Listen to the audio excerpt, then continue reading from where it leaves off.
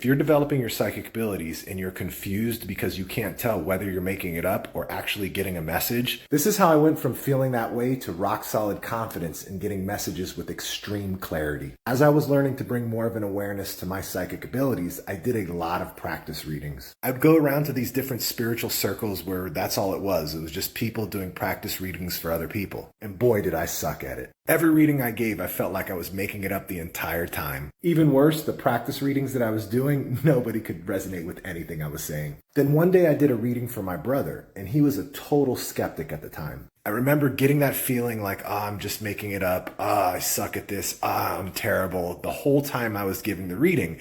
But I was able to really easily push through those feelings because I was like, this is my brother. He's seen me do some really dumb shit. Let me just keep going. I don't care if I look like a fool. And what I began to realize as I was reading was the more that I let go and the more that I just didn't give a shit how stupid I looked, the faster the information came. Not only did the information come really, really fast, but I also started to feel very light. It was like this wave of energy just came along and picked me up and was carrying me. In the reading I gave my brother, I ended up channeling a spirit that was in his home. It was a previous owner of his house, like 3 or 4 owners back. And the spirit described this painting to me that was still in the house that my brother found when he was remodeling. And with great detail, the spirit told me exactly where the painting was. The spirit said this painting was in an outside shed on the property. And when I told my brother, he said that was impossible because he had just cleaned out that shed. Anyway, the next day he went and checked, and guess what he found? The painting, exactly the way that it was described by the spirit, in the exact location the spirit said it was.